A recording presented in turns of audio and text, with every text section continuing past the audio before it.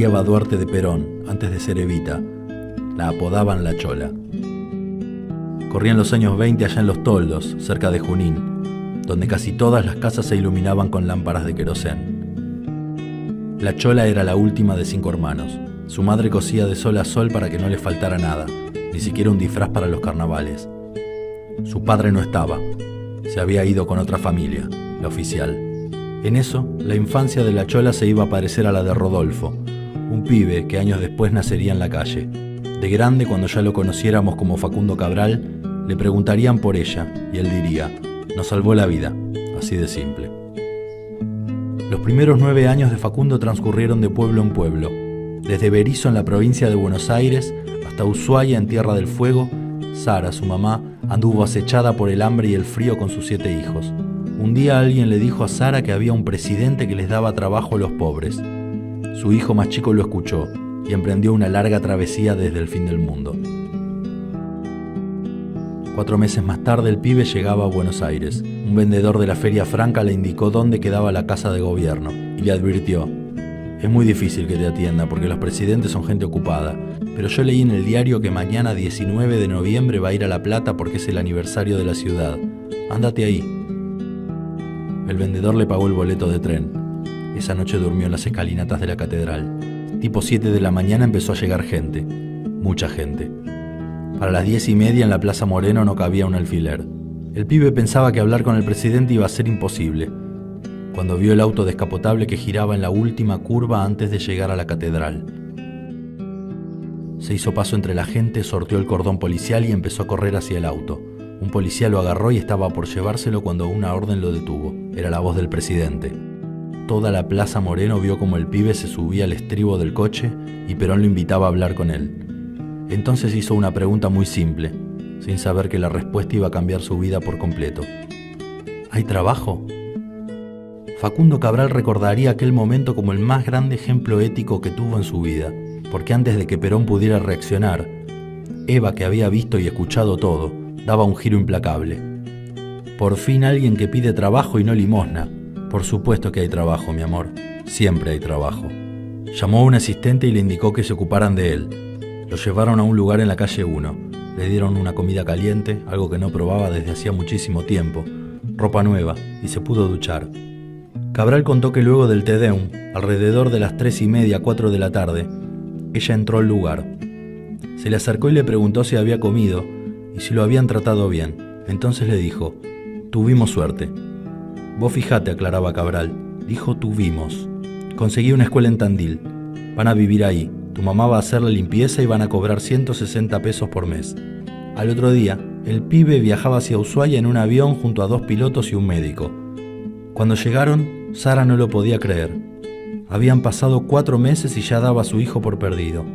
Pero ahí estaba, limpio, con ropa nueva, y bajando de un avión con una carta que decía: sería de mi agrado que la señora de Cabral y sus hijos no tengan ningún problema. Afectuosamente, María Evaduarte de Perón. Así fue que Facundo Cabral y sus hermanos viajaron a Tandil junto a su madre, que por primera vez tendría un trabajo estable y la posibilidad de un futuro para su familia. Algo muy diferente a lo que estaba acostumbrada, porque la gente hasta cruzaba la calle cuando veía a una mujer pobre y sola con sus hijos. La artífice de esta nueva vida para la familia Cabral lo sabía muy bien. Ella se había criado en la humildad, con una madre soltera, y también había viajado para torcer su destino, dejando de ser la Chola para empezar a convertirse en Evita. Si ya conozco el camino, ¿pa' qué voy a andar al costado? Si la libertad me gusta, ¿pa' qué voy a vivir de esclavo? Elegir, yo siempre elijo más que por mí, por mi hermano. Un pibe que sería trovador. Una piba que haría historia. 2 espíritus que ante las injusticias serían indomables. No soy de aquí, ni soy de allá, no tengo edad ni por venir y ser feliz. Es mi color de identidad. La, la, la, la, la, la.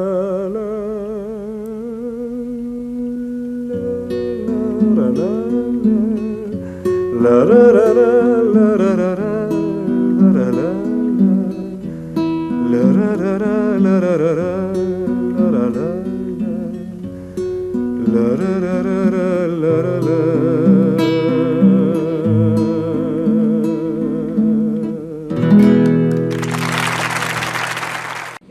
Hola amigos, yo soy Toni Feliu y esto es Amigo de las Tertulias en una nueva edición. Hoy vamos a hablar de Evita Perón, sus vida y milagros y lo que significó para la Argentina una mujer como esta. Hemos pasado una película, que luego la programaremos también, en la cual vemos un poco de su vida y milagros, que son muchos los milagros, y lo mucho que hizo por la Argentina y que todavía perdura. Para el que no esté al tanto de lo que es hoy la Argentina, se dará cuenta de que todavía existen una serie de cosas muy importantes que hizo Evita Perón. A mí me han comentado algunos de la mujer del dictador, y yo les replico que yo me podría considerar peronista y no soy argentino. Porque Perón fue el único hombre que ha sido elegido 3 veces presidente de la Argentina democráticamente. 3 veces.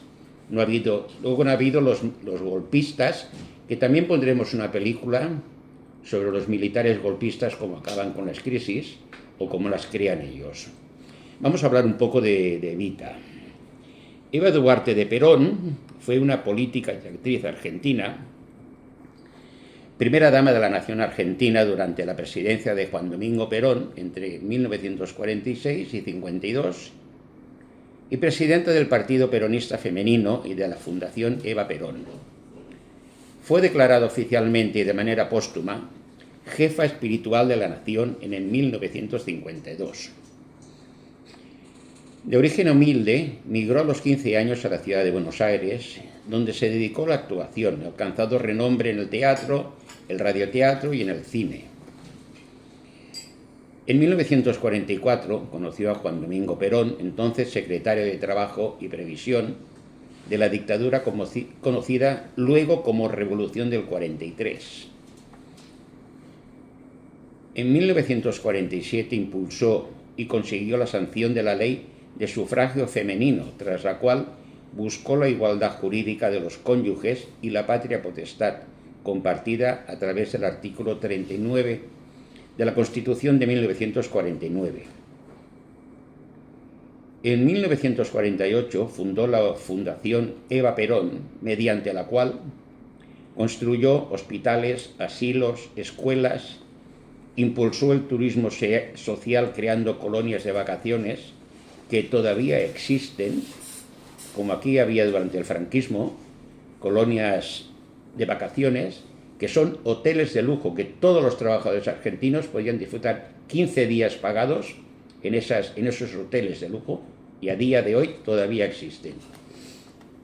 Difundió el deporte en los niños mediante campeonatos que abarcaron todo el país, otorgó becas para estudiantes, ayudas para la vivienda y promocionó a las mujeres en diversas facetas. En 1951, debido a las primeras elecciones presidenciales con sufragio universal, el movimiento obrero propuso a Evita como compañera de fórmula de Perón, como candidata a vicepresidenta.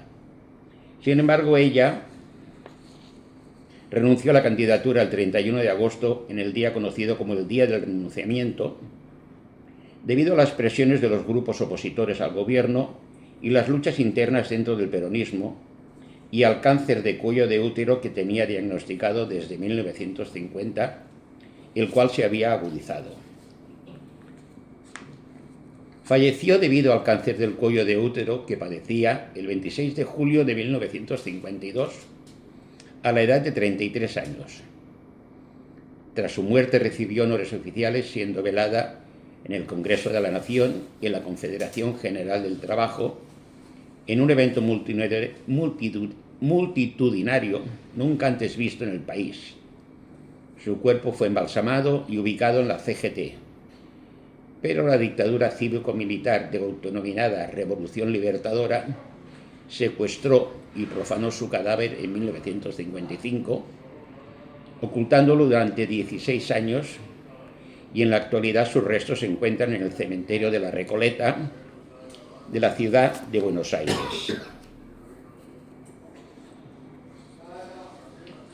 Juan Duarte, el padre de Eva, mantenía dos familias, una legítima con su esposa legal y otra considerada ilegítima con Juan Ibarguren. Se trataba de una costumbre generalizada en el campo para los hombres de clase alta antes de los años 1940, que aún es frecuente en algunas zonas rurales del país. Juntos tuvieron 5 hijos. En aquella época la ley argentina establecía una serie de calificaciones infames para las personas si sus padres no habían contraído matrimonio legal, genéricamente llamados hijos ilegítimos o naturales. Una de estas calificaciones era la de hijo adulterino, circunstancia que la ley mandaba hacer constar en la partida de nacimiento de los niños. Y Evita, en particular, impulsaron leyes antidiscriminatorias para igualar a las mujeres con los varones y a los niños entre sí, sin importar la naturaleza de las relaciones de sus padres. Proyectos que fueron muy resistidos por la oposición, la Iglesia y las Fuerzas Armadas. Finalmente, en 1954, 2 años después de su muerte, el Partido Peronista, por iniciativa de las diputadas Juana Larrauri y Delia Parodi, logró sancionar una ley eliminando las discriminaciones como hijos naturales, adulterinos, sacrílegos o manceres, aunque manteniendo la diferencia entre hijos matrimoniales y extramatrimoniales. El propio Juan Domingo Perón había sido registrado como hijo natural.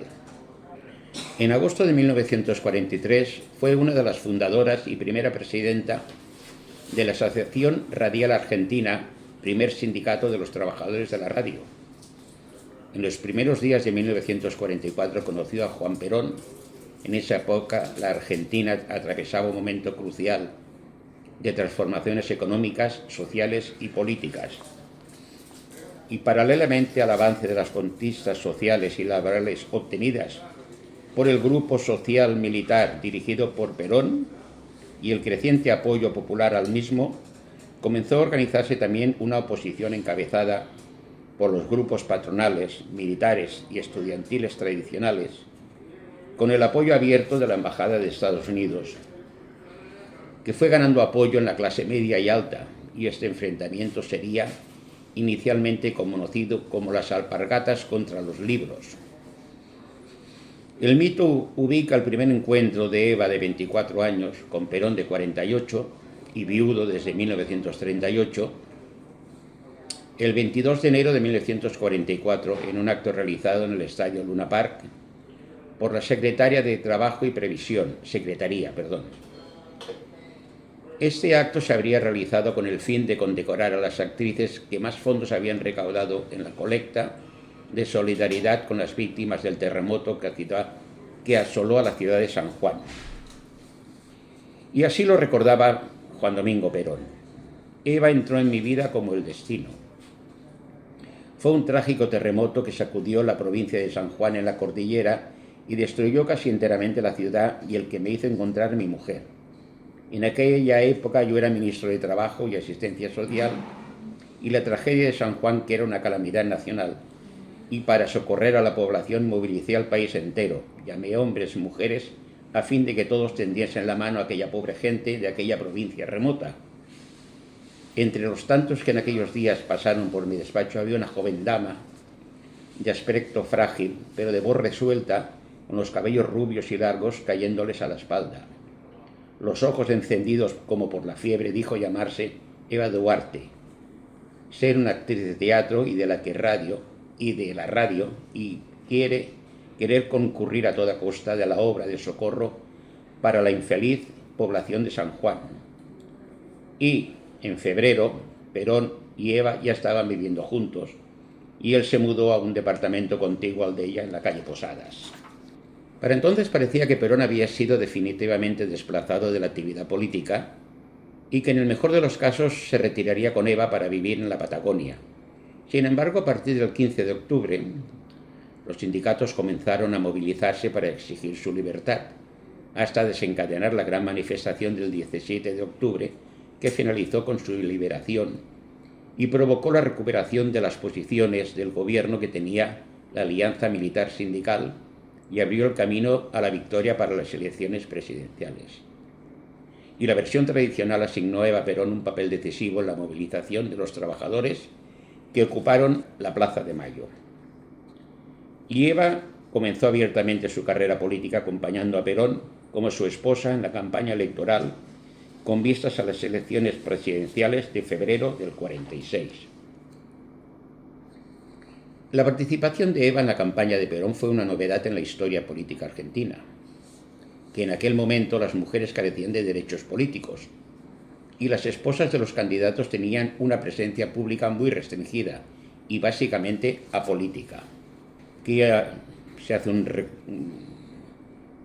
resumen del viaje que hizo Evita para abrir Argentina a Europa, en el cual viajó por Italia, Francia, Suiza, Portugal, Mónaco, Brasil, Uruguay, Italia y España. De aquí son unas películas que se ven con Franco.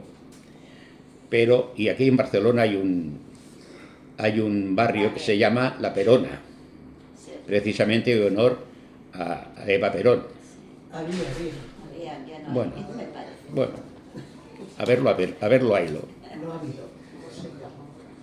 De regreso a la Argentina comentaría: a la mujer de Franco no le gustaban los obreros y cada vez que podía los tildaba de rojos, porque habían participado en la guerra civil. Yo me aguanté un par de veces hasta que no pude más y le dije que su marido no era un gobernante por los votos del pueblo, sino por la imposición de una victoria, y la hizo callar.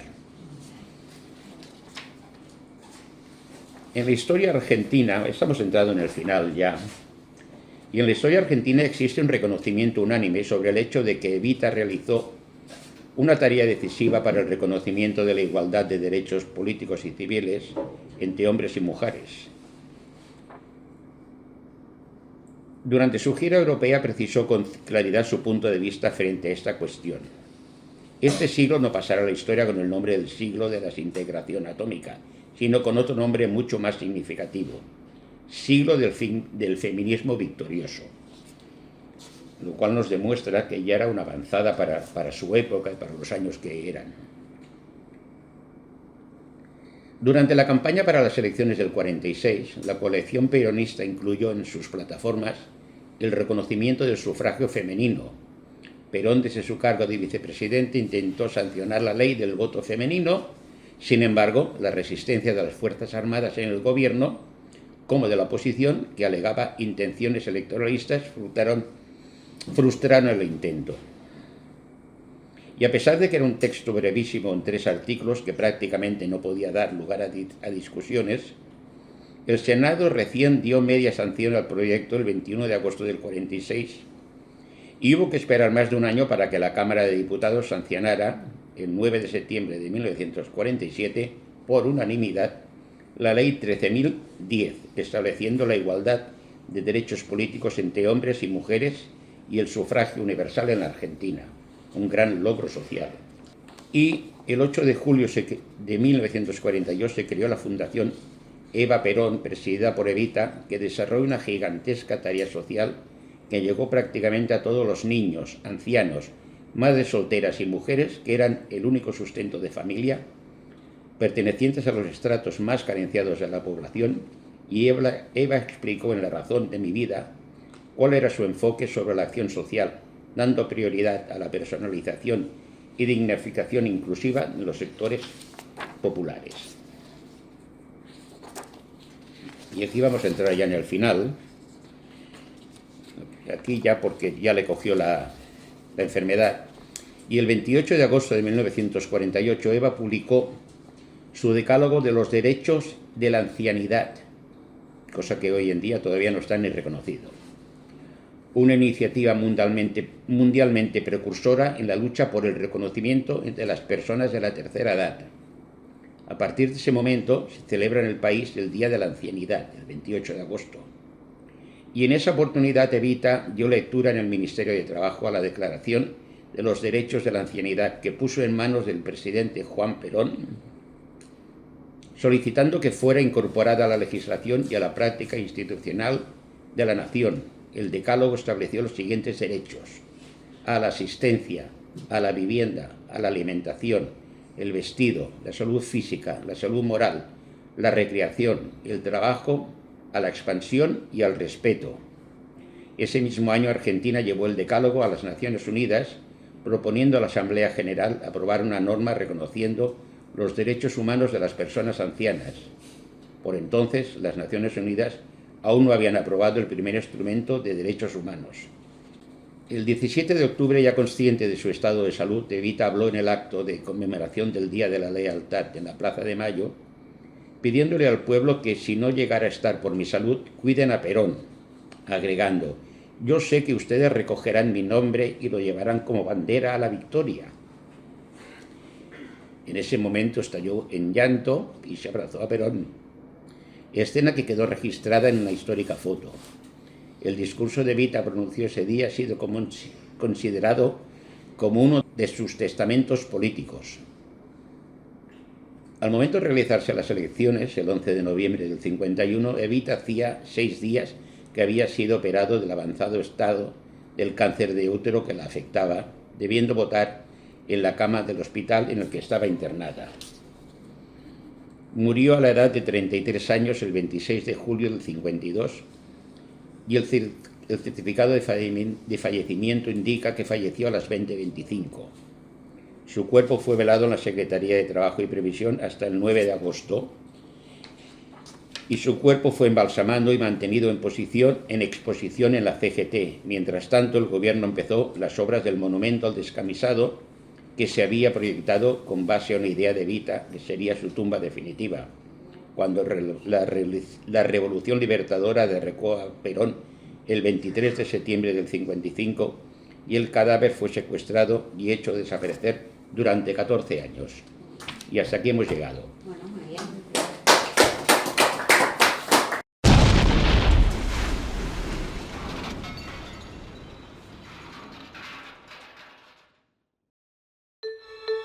El jueves 16 de junio de 1955, la ciudad de Buenos Aires amanece nublada y con frío.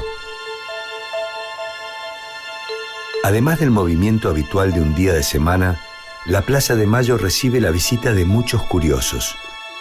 Para las 10 de la mañana está previsto un espectáculo aéreo en el que se lanzarán flores en señal de adhesión al presidente de la República, Juan Domingo Perón.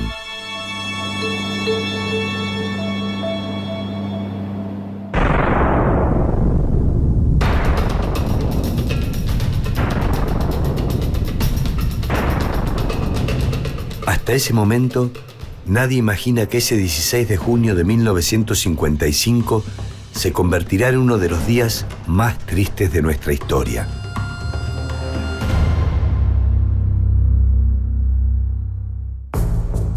Para mediados de 1955, Perón lleva 9 años en el poder. Su política social le ha valido el apoyo de grandes masas de trabajadores y también el repudio de quienes han visto perder sus tradicionales privilegios. En un clima de tensa disputa con sus opositores, un conflicto con la Iglesia Católica actúa como el detonante de la crisis. El 11 de junio, la tradicional procesión de Corpus Christi se convierte en una gran manifestación en contra del gobierno. Frente a la catedral confluyen miembros de la Iglesia junto a militantes de todos los partidos opositores. Las diferencias entre ellos son muchas, pero los une un odio visceral a Perón. 5 días después, la misma Plaza de Mayo es el escenario de una tragedia. Con la cobertura del supuesto espectáculo aéreo, parten de la base aeronaval de Punta Indio 30 aviones de la Marina de Guerra y la Aeronáutica. En su fuselaje llevan la inscripción Cristo vence. En su interior no hay flores, sino toneladas de explosivos. Al mediodía llegan sin inconvenientes al centro de la ciudad. El objetivo es matar al presidente y destruir las conquistas del pueblo. Pasado el mediodía, inesperadamente la silueta de un avión se recorta sobre el cielo.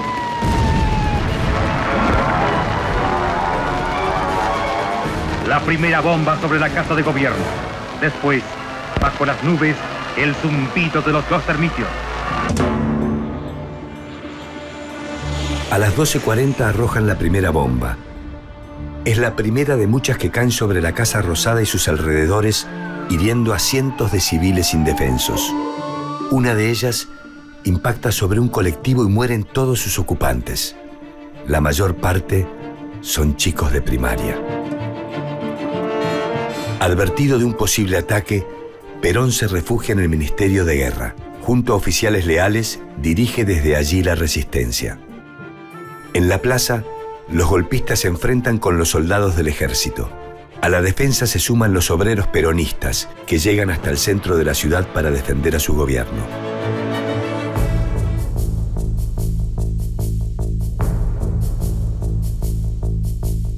En una segunda incursión, los aviones rebeldes lanzan sus bombas sobre la CGT, el Ministerio de Obras Públicas, el Departamento Central de Policía y la Residencia Presidencial, ubicada donde hoy se encuentra la Biblioteca Nacional. Además del bombardeo desde el aire, la estrategia golpista para tomar la Casa de Gobierno se completa con un ataque con ametralladoras desde la Secretaría de Marina. A las 4 de la tarde, los aviones descargan sus últimos proyectiles y huyen hacia Montevideo. Una hora después, los líderes de la sedición son cercados en el Ministerio de Marina y forzados a rendirse. Al final de la jornada, el bombardeo a la Plaza de Mayo y otros puntos de la ciudad deja un saldo de más de 300 muertos y el doble de heridos. Perón es derrocado 3 meses más tarde, cuando el 16 de septiembre una nueva sublevación destituye al gobierno constitucional y usurpa el poder. Este golpe, autodenominado Revolución Libertadora, legitima la violencia del bombardeo y sus principales perpetradores reciben honores por haber atacado a la población que debían defender. Durante décadas, uno de los mayores actos terroristas de nuestra historia se mantiene oculto. Tanto dolor e impunidad comienza a ser reparado medio siglo después. El 16 de junio de 2008 se inaugura un monumento que recuerda a las víctimas de uno de los hechos más trágicos de nuestra historia. 60 años más tarde, la historia demostró que las bombas y el terror no cumplieron su objetivo. El pueblo nunca se fue de la plaza.